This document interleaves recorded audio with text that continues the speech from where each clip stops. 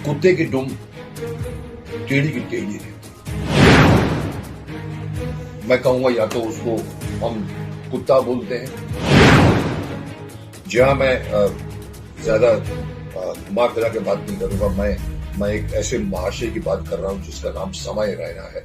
3 FIR होने के बाद भी तुम सुधरे नहीं ना, तेरा मुंह काला करना ही पड़ेगा।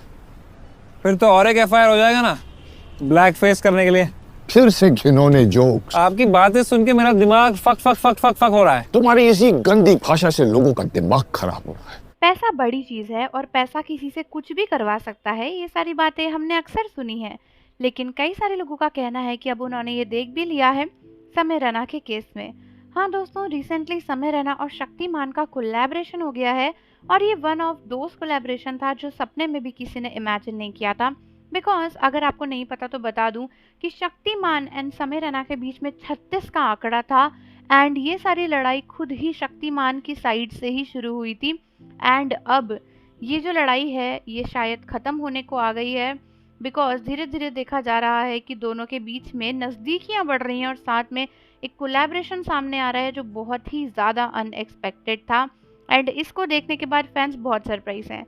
सो शक्तिमान के फेम यानी मुकेश खन्ना ने कुछ टाइम पहले समय रैना को लेकर बहुत ज़्यादा उल्टे फुल्टे कमेंट्स पास करे थे। ये सब कुछ तब शुरू हुआ था जब समय रैना ने अपने एक शो पर शक्तिमान को काफ़ी ट्रोल कर दिया था, यानी शक्तिमान के कैरेक्टर को ट्रोल किया गया था। यहाँ पे मुकेश खन्ना के ऊपर पर्सनल कुछ भी कमेंट्स पास किए नहीं गए थे।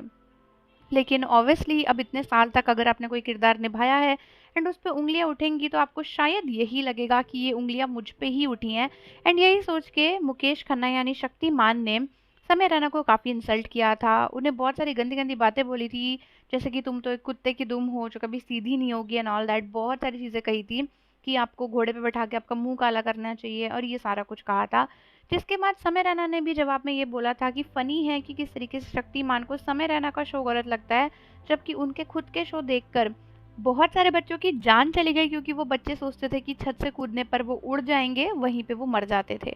इस टाइप की काफ़ी कंट्रोवर्सी हुई। लेकिन अब देखने मिल रहा है कि दोनों एक दूसरे के साथ सेम ही वीडियो में नज़र आ रहे हैं, एक दूसरे के साथ कॉमेडी करते हुए, बात करते हुए, जहाँ पे शक्तिमान आते हैं एंड समय रैना से कहते हैं कि तुम एक कुत्ते की दुम हो, तुम कभी सीधी नहीं होगे। एंड फिर समय रैना मजाक में बोलते हैं कि आप छत पर क्यों खड़े हैं, छत पर खड़े होने पर मुझे बहुत डर लगता है। यहाँ पे वो अपने उसी जोक को रेफर कर रहे थे कि छत से बहुत बच्चे कूद गए थे। एंड फिर शक्तिमान कहते हैं कि हाँ हाँ तुम्हें तो बिल्कुल समझ नहीं आता, तुम्हारे ऊपर 3 FIR हो गई हैं। मतलब ये सारी बातें उन दोनों के बीच में होती हैं। अब फैंस को ये काफ़ी सरप्राइजिंग लग रहा है, क्योंकि जहाँ मुकेश खन्ना शक्तिमान बन के समय रैना के इतने अगेंस्ट थे वही उनके साथ में आ गए। इसका कारण क्या हो सकता है? क्या ऐसी मजबूरी रही होगी मुकेश खन्ना की कि शक्तिमान बनने के बावजूद, इतना सारा अपना सब कुछ ज्ञान देने के बावजूद भी वो उसी समय रैना के साथ एक ऐड में आ गए? सो मजबूरी कुछ नहीं है, बस पैसे की बात है। कई लोगों को पता चला है कि ये एक ऐड है जहाँ पे कंपनी ने दोनों को ही पैसे ऑफर किए एंड साथ आने के लिए कहा। एंड इस टाइम पर इस कंपनी ने भी काफ़ी अच्छा मूव चला है, बिकॉज उसको पता है कि भाई 2 सेलिब्रिटीज़ हैं जिनकी ज़िंदगी में बहुत ही कंट्रोवर्सी हो रही है और आप उनको साथ में ले आए हो अपने पैसे की पावर से। तो इससे आप क्लियरली समझ ही सकते हो कि भाई पैसा सच में सब कुछ कर सकता है। हम बहुत सारे लोगों का यहाँ पे सवाल है कि क्या सच में पैसे के लिए आपको इतना गिर जाना चाहिए कि आप अपने ओपिनियंस को ही डिफाई कर दो? देखो, आपका ओपिनियन चाहे सही हो चाहे गलत हो, बट वो आपका खुद का ओपिनियन है। फॉर एग्जाम्पल, अगर मुकेश खन्ना को शक्तिमान बनकर अपने कैरेक्टर में बहुत सारी चीज़ें दिखती हैं और उन्हें समय रैना का कैरेक्टर गंदा लगता है, तो उन्हें अपने ओपिनियन पे स्टैंड रखना चाहिए। समय रैना ने तो शक्तिमान के कैरेक्टर पर सवाल उठाया था, मुकेश खन्ना पे सवाल उठाया नहीं था, लेकिन मुकेश खन्ना ने डायरेक्टली समय रैना के कैरेक्टर पर ही सवाल उठाया था। तो अगर आप इतने स्ट्रॉन्ग ओपिनियंस किसी के अगेंस्ट रख रहे हो, वो भी पब्लिक के सामने, तो आपको उस पर टिके रहना चाहिए। क्या हुआ उन बातों का जो आपने ट्वीट में कही थी?